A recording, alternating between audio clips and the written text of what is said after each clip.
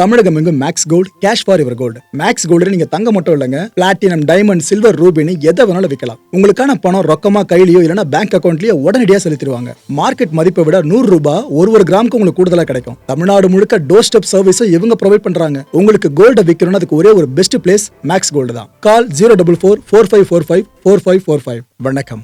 Big topic with Karthik Mayakumar. Nimisha Priya ரொம்ப நாளைக்கு அப்புறம் இவங்களை பத்தி பேச போறவங்க. ஆனா நல்ல செய்தி இல்ல, ஒரு கெட்ட செய்தி தான். இவங்களுக்கு எப்போ மரண தண்டனை நிறைவேற்றணும்னு அந்த நாள் இருக்குல்ல, அதை குறிச்சிட்டாங்க. இதை பற்றி நான் முழுக்க பார்க்க போகிற நிகழ்ச்சியில் போகலாம்.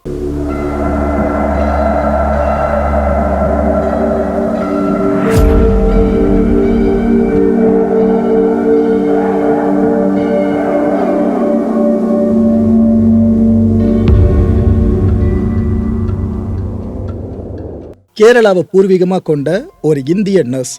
இவங்க யமன்ல வேலை பார்த்துட்டு இருந்தாங்க. யாரு? நிமிஷா பிரியா. அங்கே தலால் அப்த மெஹதி அப்படின்ற ஒரு யமானி சிட்டிசன், இவரை கொன்னுட்டாங்க, துண்டு துண்டா வெட்டி அந்த கொலையை மறைக்க முயற்சி பண்ணியிருக்காங்கன்னு சொல்லிட்டு இவங்க மேலே குற்றச்சாட்டை முன் வச்சு தான் விசாரணை நடந்துச்சு. அதுக்கப்புறம் மரண தண்டனை இவங்களுக்கு அறிவிக்கப்பட்டுச்சு. இந்த தண்டனை அறிவிக்கப்பட்ட உடனே இந்த வெளிநாடுகள் அதிகமாக இந்த மலுஸ் வாழ்ந்துட்டு இருப்பாங்க. கேரளாவை பூர்வீகமாக கொண்ட பல பேர் வாழ்ந்துகிட்டு இருப்பாங்க. அவங்க மத்தியிலிருந்து முதல் குரல் பதிவாகுது. ஏங்க, அந்த பொண்ணு எதுக்காக இந்த குற்றம் பண்ணிச்சுன்றதை பாருங்க. ஒரு கொலை பண்ணுறாங்கன்னா மோட்டிவ் இல்லாமல் இருக்காதுல்ல, அது என்ன மாதிரி மோட்டிவ்னு ஃபுல்லாக நீங்கள் பார்க்கணும்ல. அதை பார்த்தீங்கன்னா இல்லையா, அவர் பண்ண விஷயங்கள்லாம் எதுவுமே நீங்கள் பெருசாக கேர் பண்ணாமல் இந்த பொண்ணு பண்ணதை மட்டும் எடுத்து நீங்கள் பெருசாக பேசி மரண தண்டனை விதிக்கிறீங்க. இதில் அப்படிங்க சரியாக இருக்கணும். அவங்க சைடில் இந்த ஒரு குரலை எழுப்பினது மட்டும் இல்லாமல் கையெழுத்து இயக்கங்கள்லாம் பல ஆரம்பித்தாங்க. இதை பார்த்துட்டு உலகம் முழுக்க வாழ்ந்துட்டு இருக்க இந்திய வம்சாவளியினர் இது தப்புங்க, இந்த பொண்ணு பண்ணதுக்காக மரண தண்டனை ரொம்ப அதிகன்ற மாதிரி பேச ஆரம்பித்தாங்க. இந்த விஷயம் அப்படியே பெருசாக போயிட்டு இருக்கா, இந்திய அரசு வரைக்கும் இதில் ரியாக்ட் பண்ண ஆரம்பித்தாங்க. ஆமாங்க, நாங்கள் பேசிக்கிட்டு இருக்கோம், ஒரு நல்ல விஷயம் சார்ந்து ஏதாவது ஒரு முடிவு அறிவிக்கப்படும்னு நம்ம இந்தியன் அஃபிஷியல் சைட்லேயும் சொல்லப்பட்டிருந்துச்சு. சாமுவேல் ஜெரோம் பாஸ்கரன் இவர் ஒரு சோஷியல் ஒர்க்கர். அது மட்டும் இல்லை, இந்த விவகாரத்தில் இந்த தலாலோட ஃபேமிலி மெம்பர்ஸ் இருக்காங்களே, அவங்க கிட்ட போயிட்டு நெகோஷியேட் பண்ணிட்டு இருக்கிறது அவர் தான். At the same time government கூட நெகோஷியேட் பண்ணிட்டு இருக்கிறதும் இதே பர்சன் தான். இவர் தான் இப்போ லிட்டலாக அந்த மரண தேதி இருக்குல்ல, அதை கன்ஃபார்ம் பண்ணி சொல்லியிருக்காப்ல. மற்றவங்க சொல்கிறது நம்ம தகவலாக பார்க்கலாம், ஆனால் நெகோஷியேட் பண்ணிட்டு இருக்க அவரே சொல்கிறாருன்னா இது உறுதிப்படுத்தப்பட்ட விஷயம் தான் மக்களே. அதாவது பப்ளிக் ப்ராசிக்யூட்டர் இருக்கார்ல, அவர் ஒரு ஃபார்மல் லெட்டரை இஷ்யூ பண்ணியிருக்காரு. அதில் நிமிஷாவோட எக்ஸிக்யூஷன் அப்படின்றது வர்ற 16ஆம் தேதி ஸ்கெட்யூல் பண்ணப்பட்டிருக்கிறதா சொல்கிறாரு. புரியுதா? வர்ற 16ஆம் தேதி அவங்களோட மரண தண்டனை நிறைவேற்றப்படும்னு சொல்லியிருக்காரு. ஆனால் ஆப்ஷன்ஸ் ஆர் ஸ்டில் ஓப்பன்ற வார்த்தையும் பயன்படுத்தியிருக்காரு. இன்னும் ஒன்றும் கெட்டு போகலை, இந்த ஒரு வாரம் கேப் போகல நம்ம ட்ரை பண்ணால் கண்டிப்பாக நிமிஷாவை காப்பாற்ற முடியுன்றதான் அவரோட நம்பிக்கை வார்த்தைகளாக இருக்குது. இந்திய அரசு இதில் தலையிட்டால் இந்த பொண்ணோட உயிர் பாதுகாக்கப்படும்னு அவர் சொல்லியிருக்காருங்க. ப்ரோ, இப்போ இந்தியன் கவர்மெண்ட் பெருசாக இன்டர்ஃபியர் ஆகலையான்னு கேட்டிங்கன்னா அவங்க பேசிக்கிட்டு தான் இருக்காங்க. ஆனால் யமனில் இருக்க நிலமை இருக்குல்ல, அது நம்ம சேனலை பார்க்குற எல்லாருக்கும் நல்லா தெரிஞ்சிருக்கும். ஹூதிஸ் தான் ஃபுல்லாக இப்போதைக்கு கண்ட்ரோல் பண்ண ஆரம்பிச்சிருக்காங்க. அந்த ஒரு பஞ்சாயத்து பெருசாக போய்கிட்டு இருக்கு. இதுக்கு மத்தியில் நீங்கள் ஒரு தரப்பை அப்ரோச் பண்ணி அவங்க மூலமாக விஷயத்தை சாதிக்கிறது கொஞ்சம் கஷ்டம் தான். ஆனால் பாசிபிள் இல்லையான்னு கேட்டிங்கன்னா பாசிபிலிட்டி இருக்குது, பட் கொஞ்சம் கஷ்டம். நாங்கள் தலாலோட ஃபேமிலி கூட இன்னும் பேசிக்கிட்டு தான் அங்கே இருக்கோம், நெகோஷியேட் பண்ணிட்டு இருக்கிறதா இவங்களுக்காக நெகோஷியேட் பண்ணிட்டு இருக்கேன் அந்த பாஸ்கரன் அவர்களே சொல்லியிருக்காங்க. கடைசியாக நடந்த மீட்டிங்கில் கூட அவங்க சில விஷயங்களை ஆஃபர் பண்ணியிருக்காரு, யார்? பாஸ்கரன் சைட்லேருந்து. ஆனால் இது வரைக்கும் அந்த குடும்பத்தினர் தரப்புலேருந்து ஒரு ரெஸ்பான்ஸ் கூட வரலையாங்க. மேபி அவங்க அவ்வளோ கடும் கோபத்தில் இருக்காங்க போல இருக்கு. எங்கள் வீட்டு பையனை கொண்டு இருக்கியம்மா அப்படின்ட்டு. நியாயம் தான் இல்லைன்னு சொல்லலை, ஆனால் அந்த பர்சனை பற்றியும் அவங்க கொஞ்சம் மனசு நினைக்கணும். இந்த பொண்ணோட சுச்சுவேஷனை கொஞ்சம் யோசிச்சு பார்க்கணும். ஆனால் பரவாயில்லைங்க, நாங்கள் இன்னும் நெகோஷியேஷனை கண்டினியூ பண்ணிட்டு தான் இருக்கோம். நல்ல முடிவு வரும்ன்றதுக்காக எதிர்பார்த்துக்கிட்டு இருக்கோம். ஒரு வாரம் தான் டைம் இருக்குது, ஏதாச்சும் பண்ண முடியும் தான் பார்க்குறோன்னு பாஸ்கரன் அவர்கள் தெரிவிச்சிருக்காங்க. பிரேமா குமாரி, இந்த அம்மா நிலமை உலகத்தில் வேற எந்த அம்மாவுக்கும் வந்துடக்கூடாது. நிமிஷாவை பெற்றவங்க. கொச்சி இருக்குல்ல, அதை பூர்வீகமாக கொண்டவங்க, கேரளாவோட கொச்சியை. ஆக்சுவலாக இவங்க யமன்லேயே தங்கி தன்னோட மகளோட உயிரை பாதுகாக்க எல்லா இடங்களும் ஏறி இறங்கிட்டு இருக்காங்க. தலாலோட ஃபேமிலி மெம்பர்ஸ் இருக்காங்களே, அவங்கள விடாச்சும் பார்க்க விடுங்கன்னு ஆரம்பத்துலேருந்து கெஞ்சிக்கிட்டு இருந்தாங்க. அவங்க கையில் காலில் விழுந்தது என் பொண்ணை நான் காப்பாற்றணும், எப்படியாவது அவங்க மனசை மாற்றணும், நம்ம அவ்வளோ ட்ரை பண்ணிட்டு இருக்காங்க. ஆனால் இப்போ இருக்க நெட் ரிசல்ட் பார்த்தீங்கன்னா ஒன்றுமே பிரயோஜனம் இல்லாமல் போயிடுச்சு. இப்போ உலகம் முழுக்க நிமிஷாவுக்காக தான் பிரார்த்தனை பண்ணிக்கிட்டு இருக்காங்க, அந்த பொண்ணுக்கு மரண தண்டனை நிறைவேற்றப்பட்ட கூடாது அப்படின்னு சொல்லிட்டு. சரி, ரைட்டு, இப்போ வரைக்கும் இந்த அப்டேட்ஸை சொல்லிட்டேன். ஆனால் நிமிஷா பிரியா எப்படி இந்த வழக்குக்குள்ளே வந்தாங்க, என்னென்ன நடந்துச்சு, என்னென்ன குற்றச்சாட்டுகள் முன்வைக்கப்பட்டுச்சு, அப்புறம் ஒரு வித்தியாசமான ஒரு விஷயம் இருக்குது. காம்பன்சேஷன் மட்டும் தான் கிட்டத்தட்ட. அதாவது ஒருத்தரை கொண்டுட்டாங்க, ஆனால் அந்த குடும்பம் இருக்காங்களே அவங்க ஓகேன்னு சொன்னால் தலையசைச்சா அந்த தண்டனையிலேருந்து நீங்கள் வெளியே வர முடியும். புரியுதா சொல்கிறது? இந்த ஒரு விஷயம் அங்கே அமலில் இருக்குது யமனில். அந்த விஷயம் என்ன? அந்த கண்டிஷன் என்ன, இது எல்லாத்தை பற்றி முழுக்க இந்த தொகுப்பில் பாருங்க மக்களே. தெளிவான புரிதல் இந்த வழக்கு கடந்து வந்த பாதை இருக்குல்ல, அது சார்ந்து கிடைக்கும். இந்த ஸ்க்ரீனில் தெரியுறாங்களே, இவங்க பேர் நிமிஷா பிரியா. நம்ம கேரளாவோட பாலக்காடு இருக்குல்ல, அந்த பகுதி தான் இவங்களுக்கு பூர்வீகம். இவங்க படித்ததெல்லாம் பார்த்தீங்கன்னா நர்சிங்காக படிச்சிருக்காங்க. கடந்த 2008 வருஷம் யமன் இருக்குல்ல, அங்கே இவங்க நர்சிங் வேலைக்காக போகிறாங்க. போன அவங்க 2011 வருஷம் டாமி தாமஸ் அப்படின்ற இந்த பர்சனை கேரளாவில் வச்சு கரம் பிடிக்கிறாங்க. எஸ், அவங்களுக்கு 2011 திருமணம் நடந்து முடிஞ்சிருச்சு. இதுக்கப்புறம் என்ன பண்ணுறாங்க ரெண்டு பேரும், நாம் எதுக்காக இந்த யமனில் இருந்தபடியே ஒரு கிளினிக் ஆரம்பிக்கக்கூடாது, நமக்கு தான் எக்ஸ்பீரியன்ஸ் இருக்குது அப்படின்னு ரெண்டு பேரும் பேசவே, சரி நாம் இறங்கி செய்வோம் அப்படின்னு முடிவு பண்ணுறாங்க. அவங்களுக்கு அப்போ தான் ஒரு சட்ட விதி தெரிய வருது. என்னென்னா, யமனில் நீங்கள் பிஸ்னஸ் ஃபார்ம் ஆரம்பிக்கிறதா இருந்தாலும் சரி, இல்லை இந்த கிளினிக்கை நீங்கள் ஆரம்பிக்கிறதா இருந்தாலும் சரி, அங்கே இருக்கிற சிட்டிசன் இருக்காங்களே அவங்களுக்கு மட்டும்தான் அனுமதி. வெளியிலேருந்து யார் ஒருத்தர் வந்தோ அதை அங்கே ஆரம்பிக்க முடியாது. எப்பேற்பட்ட விதி பார்த்தீங்களா? ஸோ இதனால் அந்த கப்பல் என்ன பண்ணுறாங்க, சரி ரைட்டு, நாம் இங்கே ரெண்டு பேரும் இருந்ததுக்கப்புறம் சஸ்டெயின் பண்ணுறது கஷ்டம், நம்ம ஆரம்பிக்க முடியுமோன்னு தெரியல. அதான் நான் ஒரு ஆணாக இருந்துக்கிட்டு நான் போயிட்டு எங்கே போயிட்டு என்ன பண்ண முடியும், சிட்டிசன்ஷிப்பும் எனக்கு கிடையாது, யார்கிட்டையும் கேட்கவும் முடியாது, நீ தான் எதனா பண்ணுன்ற மாதிரி இவங்க ரெண்டு பேருக்குள்ளேயும் பேசியிருக்காங்க. அந்த நேரத்தில் அவங்களுக்கு இந்த ஃபினான்ஷியல் போர்டுன்னு அதிகமாக வருது. அந்த ஹஸ்பண்ட் இருக்கார்ல, அவரும் அவரோட குழந்தையும், அவ்வளோ ஒரு மகளும் இருக்காங்க. ஸோ இந்த கணவரும் மகளும் மட்டும் ரெண்டு பேரும் கிளம்பி கேரளா வந்துடுறாங்க. ஸோ யமனில் யார் இருக்கா இப்போது, அந்த லேடி மட்டும் இருக்காங்க. யார், இந்த நிமிஷா பிரியா மட்டும் இருக்காங்க. இந்த பிரியா என்ன பண்ணுறாங்க, சரி ஹஸ்பண்டால் தன்னிச்சையாக இதில் எதுவுமே பண்ண முடியாது, இங்கே ஆரம்பிக்க முடியாது, நாம் லோக்கலில் இருக்க ஒரு பர்சனை அப்ரோச் பண்ணுவோம், அந்த பர்சன் நம்மளுக்கு பிஸ்னஸ்க்கு ஹெல்ப் பண்ணார் அப்படின்னா அவர் பேரில் நம்ம இங்கே ஆரம்பிச்சிடலாமா கிளினிக்கை அப்படின்னு முடிவு பண்ணுறாங்க.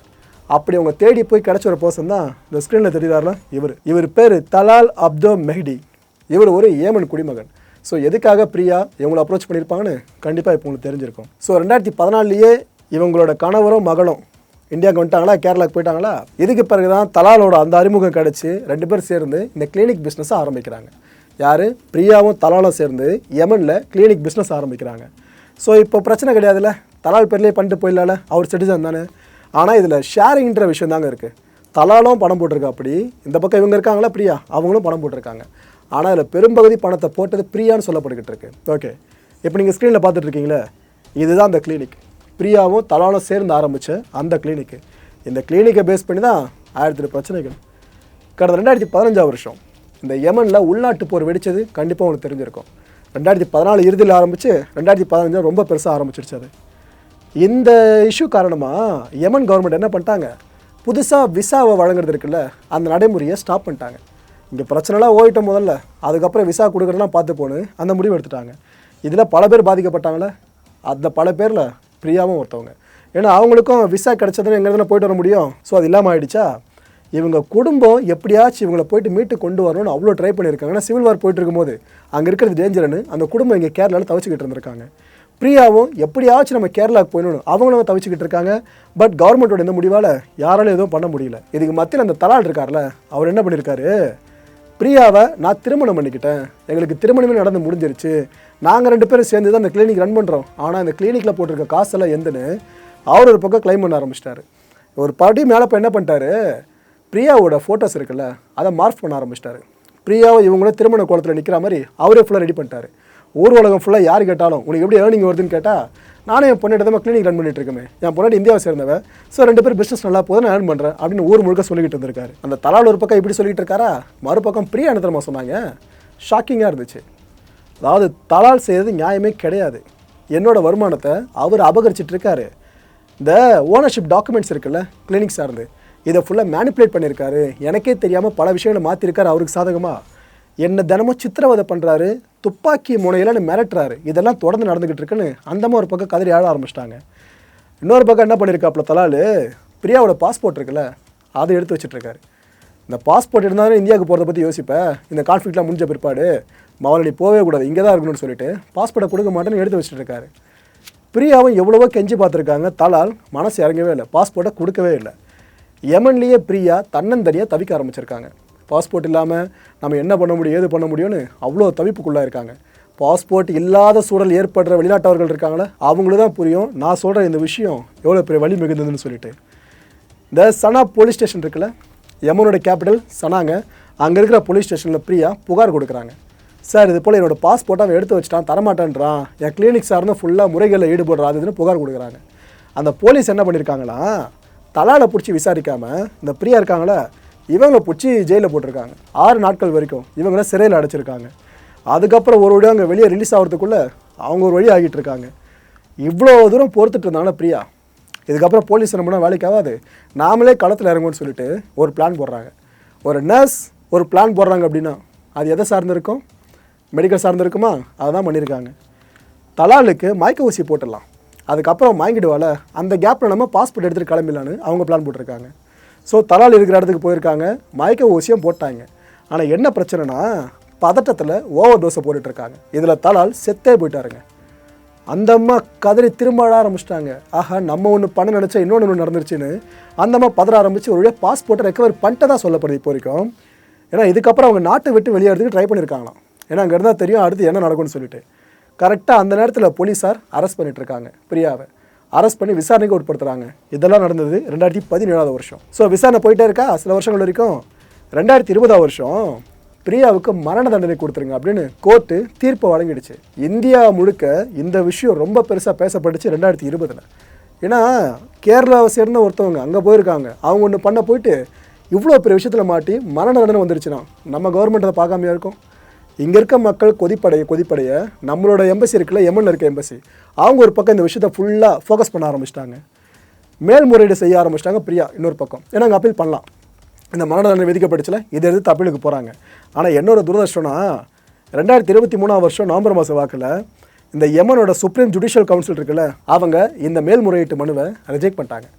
இல்லைம்மா, நீ பண்ணது தப்புமா, உனக்கு மரண தண்டனை தான் கரெக்டுன்றது தான் அவங்களோட வாதமாகவும் இருந்துச்சு. பிரியாவை காக்கணும் அப்படின்னா ஒரே ஒரு வழி மட்டும்தான் இருக்குது. இந்த ஒரு வழி மூலமாக மட்டும்தான் இதுக்கப்புறம் அவங்க உயிர் பழக முடியும். என்னென்னா யமனை பொறுத்த வரைக்கும் இந்த ஷரியாலா இருக்குல்ல, இஸ்லாமிய சட்டம்னு சொல்லுவாங்க, அதை ஃபாலோ பண்ணுறாங்க. அதன்படி பார்த்தீங்கன்னா இந்த உயிரிழந்த தலால் இருக்கார்ல, அவரோட குடும்பத்தை பிரியா சார்புலேயோ அவரோட குடும்பமாக போயிட்டு நேரில் சந்திக்கணும். சந்தித்து அவங்கக்கிட்ட மன்றாடணும், மன்னிப்பு கேட்கணும். இல்லை உங்கள் பையனை இந்த ஒரு சிச்சுவேஷனில் இதுக்காக தான் இது போல் உயிரை எடுக்க வேண்டியதாக ஆகிடுச்சு, நான் தெரிஞ்சு பண்ணலை, நான் தெரியாமல் பண்ண ஒரு விஷயம், கடைசியில் தலாலோட உயிர் போயிடுச்சுங்க, இது நான் அப்படிங்க பொறுப்பாக முடியும்னு அந்த சிச்சுவேஷனை சொல்லி அவங்க கதறணும்.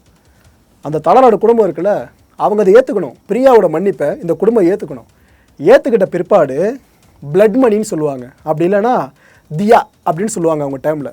இது என்னென்னா ஒரு காம்பன்சேஷன், ஒரு இழப்பீடு, ஒரு குறிப்பிட்ட பணத்தை இந்த குடும்பத்துக்கு இவங்க கொடுக்கணும், பிரியா தரப்புலேருந்து கொடுக்கணும். அப்படி அந்த பணத்தை அந்த குடும்பம் வாங்கிடுச்சு அப்படின்னா பிரியாவுக்கு மன்னிப்பு கிடைக்கும், மரண தண்டனை நிறைவேற்றப்படாது. இவ்வளோ ப்ராசஸ் இருக்குது. இந்த நெகோஷியேட் பண்ணுற ப்ராசஸ்லாம் சும்மா போகிறவங்களாம் பண்ணிட முடியாதுல்ல, லாயர் வைக்கணும்ல. அதுக்கு இதுக்காக ஒரு வக்கீலை நியமிக்கிறதுக்காக பிரியாவோட தரப்பு ட்ரை பண்ணியிருக்காங்க. அப்போ ஒரு வக்கீலை பற்றி எல்லாருக்கும் தெரிய வருது, சரின்ட்டு அவரை ட்ரை பண்ணுறாங்க. நம்ம எம்பசி இருக்குல்ல, அவங்க ஃபுல்லாக ஹெல்ப் பண்ணுறாங்க இவ்வளோ ப்ராசஸ்க்கும். சில மாதங்களுக்கு முன்னாடி தான் இந்த ஈரானோட ஃபாரின் மினிஸ்டர் இருக்கார்ல அப்பாஸ், இவர்கிட்ட ஒரு ஊடகம் ஒரு கேள்வி எழுப்பியிருந்தாங்க. சார், இது போல் நிமிஷா பிரியா கேஸில் ஏதாவது ஈரான் கொஞ்சம் கான்ட்ரிபியூட் செலுத்துதா? இந்திய அரசு கண்டிப்பாக உங்ககிட்ட பேசியிருப்பாங்க, நீங்கள் எதனா யமன் கிட்ட இருக்க உங்களோட தரப்பு கிட்ட இருந்து எதனா சொல்லியிருக்கீங்களா அந்த பொண்ணை ரிலீஸ் பண்ண சொல்லி அப்படின்னு கேட்குறப்ப அந்த ஃபாரின் மினிஸ்டர் என்னென்ன சொன்னார்னா, ஆமாங்க நாங்கள் பேசியிருக்கோம், யமனில் இருக்கிற எங்களோட ஃப்ரெண்ட்ஸ் கிட்ட பேசியிருக்கோன்னு சொல்கிறாரு. ஃப்ரெண்ட்ஸுன்ற டைமை தான் பயன்படுத்துகிறாரு தவிர அவர் யார் என்னெல்லாம் சொல்ல கவனிச்சிங்களா? ஏன்னா ஈரானோட முக்கியமான ப்ராக்சிஸில் ஹூதிஸும் ஒருத்தவங்க. இப்போதைக்கு யமனை கண்ட்ரோல் பண்ணி வச்சிருக்கிறதும் இதே ஹூதிஸ் தான். இஸ்ரேலுக்கு பரம எதிரிகளும் இந்த ஹூதிஸ் தான். அப்பேற்பட்ட ஹூதிஸ்ன்ற வார்த்தையை அவர் பயன்படுத்தலை. யமனில் இருக்க எங்கள் ஃப்ரெண்ட்ஸ் கூட பேசிக்கிட்டு இருக்கோம், என்ன செய்ய முடியும்னு பார்க்குறோம், நாங்கள் நேரில் போய் மீட் பண்ணவும் போகிறோங்க இந்த விஷயம் சம்மந்தமாக. ஏன்னா அதில் நிமிஷ பிரியா மட்டும் இல்லை, இன்னும் சில பேரும் இருக்காங்க அந்த லிஸ்ட்டில், எல்லாரும் சேர்ந்து நாங்கள் பேசலான் இருக்கோம். ஸோ பார்ப்போங்க ஈரானால் என்ன உதவி செய்ய முடியுன்றதை பொறுத்திருந்து பார்ப்போன்னு அவர் சொல்லிட்டு கடந்து போயிட்டார். ஆனால் இப்போ பார்த்தீங்களா, சில மாதங்கள் முன்னாடி அவர் சொன்ன விஷயம் பட் இன்னும் சரியாக கை கூடலாம் தான் தெரியுது. ஏன்னா அவங்களோட மரண தண்டனை நிறைவேற்றும் நாள் வரைக்கும் வெளியே வந்திருக்குன்னா என்ன ஹெல்ப் பண்ணியிருக்காங்கன்னு தெரியல. இந்த புதன்கிழமை, இன்னைக்கு என்ன புதனா, இப்போ வரைக்கும் நிமிஷா பிரியா உயிரோடு தான் இருக்காங்க. ஆனால் அடுத்த புதன்கிழமை இவங்க உயிரோடு இருப்பாங்களா இருக்க மாட்டாங்கன்றது தெரிஞ்சிருவாங்க. ஏன்னா அப்போ தான் மரண தண்டனையை எக்ஸிக்யூட் பண்ண போகிறாங்க. ஸோ நாட்கள் ரொம்ப குறைவாக இருக்குது, என்ன பண்ண போகிறாங்கன்னு தெரில. மக்களே, நாமளும் எதிர்பார்க்க வேண்டிய ஒரே ஒரு விஷயம், ஈரான் மூலமாக ஹூதிஸ்க்கு இந்தியாவால் அழுத்தம் கொடுக்க முடியும். ஆனால் அந்த அழுத்தம் இப்போ இருக்க கொடுத்துட்டு இருக்காங்களே, அது போதுமானதா இல்லையோன்ற கேள்வி தான் எழ ஆரம்பிச்சிருக்கு. இந்த நேரத்தில் யாரையும் ப்ளேம் பண்ண விரும்பல, ஆனால் இவங்க காப்பாற்றப்படணும். ஏதாவது ஒரு மேஜிக் அடுத்த புதன்கிழமைக்குள்ளே நடக்குதான்னு பார்ப்போம். அடுத்த நிகழ்ச்சி சந்திக்கலாம். நன்றி, வணக்கம். தமிழகம் எங்கும் Max Gold, cash for your gold. Max Gold நீங்க தங்க மட்டும் இல்லைங்க, பிளாட்டினம், டைமண்ட், சில்வர், ரூபினி எதை வேணாலும் விற்கலாம். உங்களுக்கான பணம் ரொக்கமா கையிலயோ இல்லைன்னா பேங்க் அக்கௌண்ட்லயோ உடனடியாக செலுத்திடுவாங்க. மார்க்கெட் மதிப்பை விட 100 ரூபாய் ஒரு கிராமுக்கு உங்களுக்கு கூடுதலா கிடைக்கும். தமிழ்நாடு முழுக்க டோர் ஸ்டெப் சர்வீஸும் இவங்க ப்ரொவைட் பண்றாங்க. உங்களுக்கு கோல்ட விற்கணும்னா அதுக்கு ஒரே ஒரு பெஸ்ட் பிளேஸ் மேக்ஸ் கோல்டு தான். கால் 04445454545. வணக்கம் மாயம் ஸ்டுடியோஸ் நண்பர்களே. மாயம் ட்ரெண்ட்ஸ் அப்படின்ற ஒரு புதிய ஃபேஸ்புக் பேஜை ஓப்பன் பண்ணியிருக்கோம். நீங்கள் யூடியூப்பில் பார்த்துட்டு இருக்கீங்களா நம்மளோட கான்டென்ட்ஸ்லாம்.